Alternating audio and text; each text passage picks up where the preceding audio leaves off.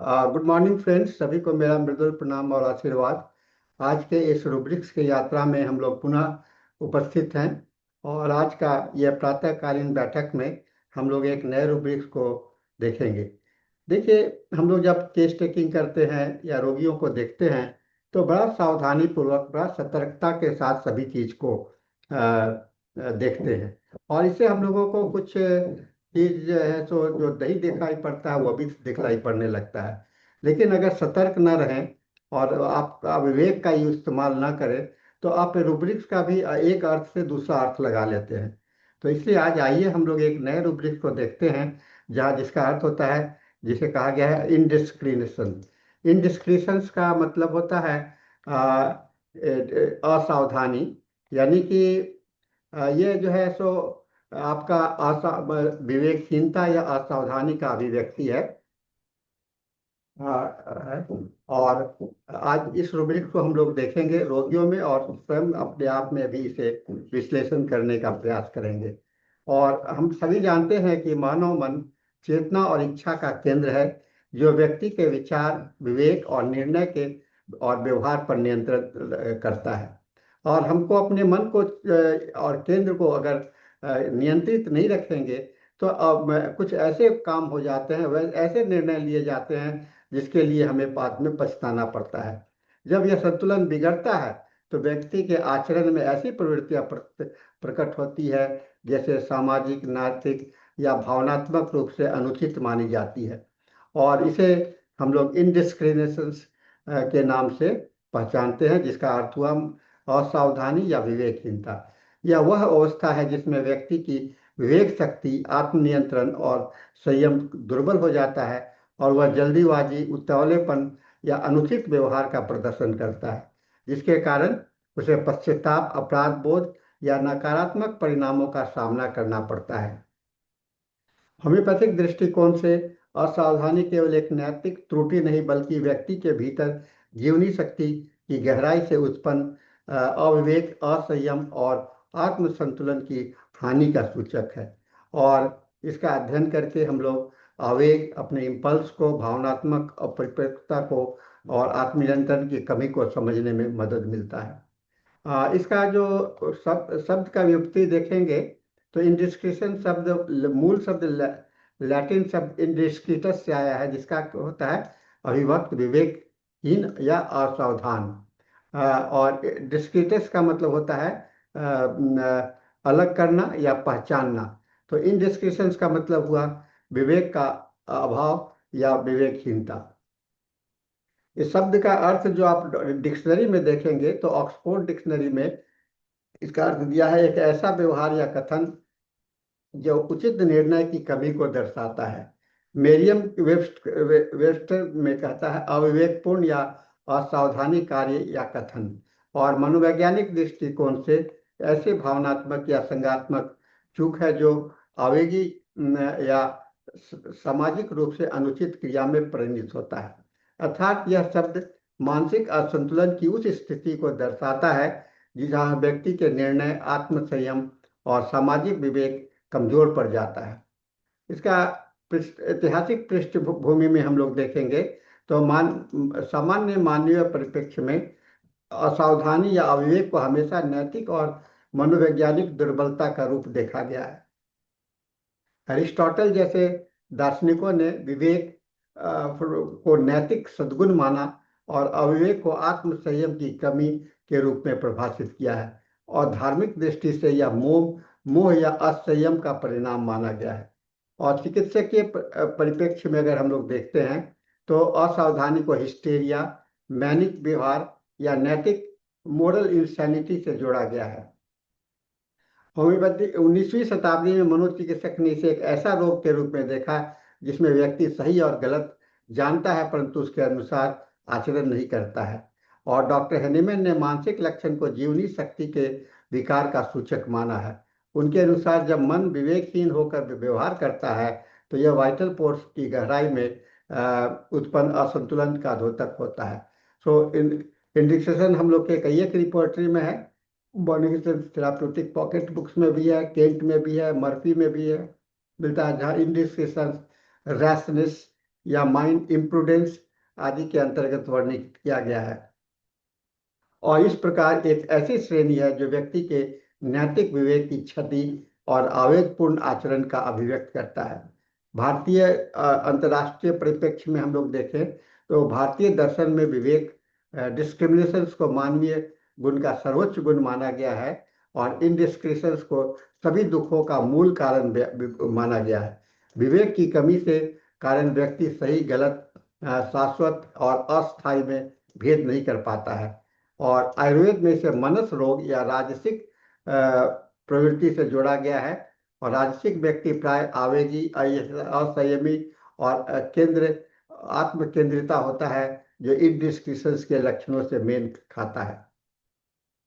और इनडिस्क्रिशंस को अगर जोड़ा मैनिक डिजॉर्डर के साथ में जोड़ा गया है। अत्यधिक उत्साह, निर्णय की कमी, बॉर्डर लाइन पर्सनैलिटी डिजॉर्डर में जहाँ आवेगी या अस्थिर संबंध, सब्सटेंस अब्यूज, नियंत्रण का अभाव और एडोलेसेंस इम्पल्सिविटी, किशोर अवस्था की भावनात्मक अस्थिरता।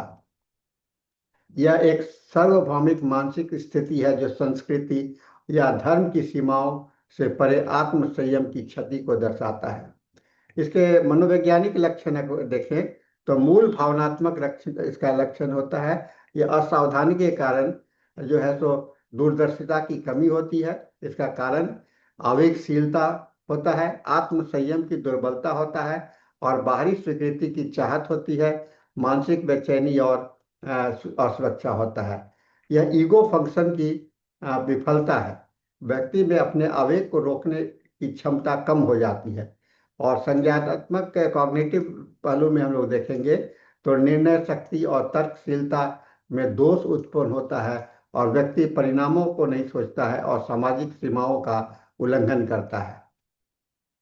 भावनात्मक और व्यवहारिक पहलू में हम लोग देखेंगे तो बिना सोचे बोलना, रहस्य प्रकट कर देना, जोखिम भरे संबंध या व्यवहार होता है, आर्थिक या सामाजिक निर्णय में असावधानी होती है, सुख भोग की अति होती है और कारणात्मक दृष्टि से चिंता से उत्पन्न आवेग उत्पन्न होता है, आत्महीनता से उत्पन्न दिखावा होता है और अवसाद जनित आत्मविनाश होता है, यानी कि डिप्रेशन के कारण भी होता है। और मैनिक या हाइपर मैनिक अवस्था में भी यह देखा जाता है। नशे या व्यसन में भी आत्म संयम की हानि देखी जाती है।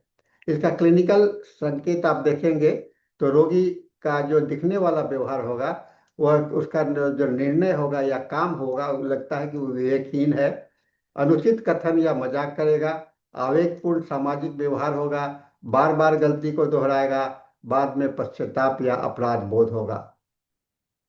और आप इसमें देखेंगे रोगी में तो बातों में जल्दीबाजी आती, उत्साह होता है, असंबंधित या अनुचित कथन करता है, आत्म संयम की कमी होती है और पश्चाताप के भाव होते हैं।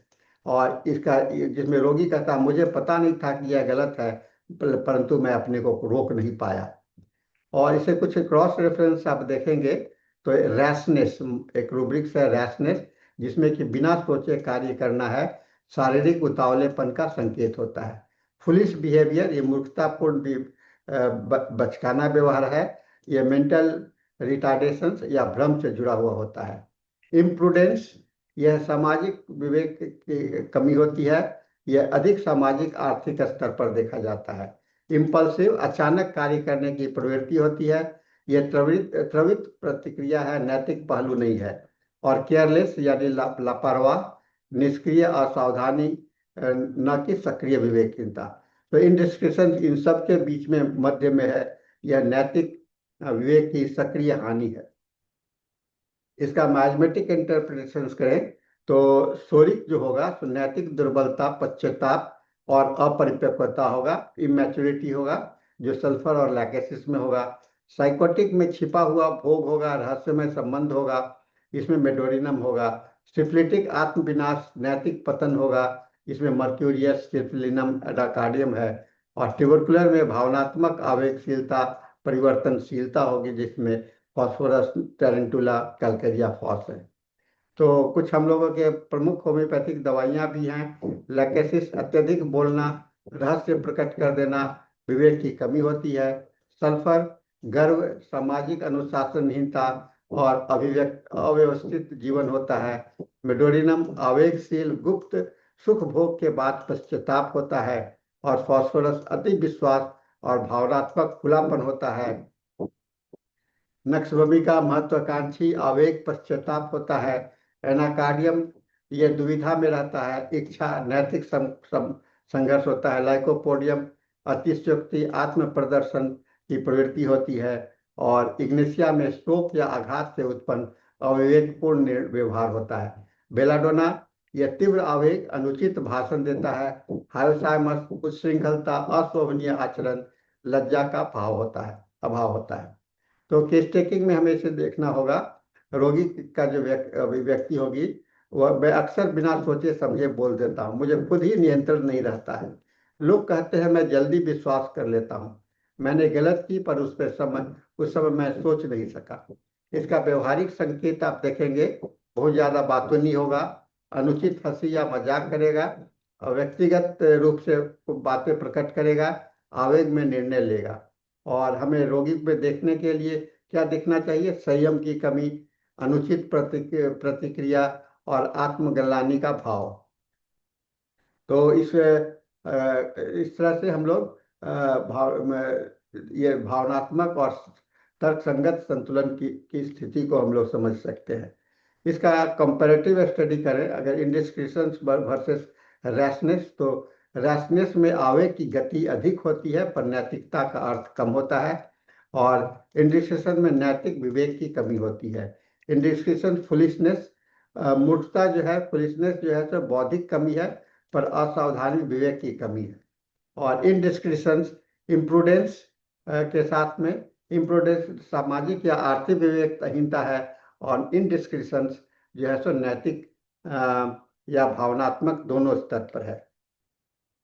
इसका मैथमेटिक गहराई देखेंगे तो शोरिक होगा असावधानी के पश्चाताप और आत्मचिंतन। साइकोटिक होगा भोग विलास में लिप्तता परंतु छिपावा। और सिफिलिटिक जो होगा तो नैतिक पतन, अपराध और अविनाशी होगा। तो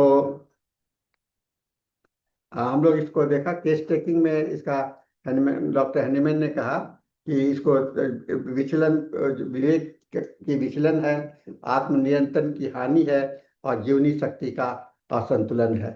तो इंडिस्क्रिशंस केवल नैतिक त्रुटि नहीं बल्कि एक मानसिक सामाजिक विवेक की विफलता और जीवनी शक्ति की असंतुलन के लक्षण है।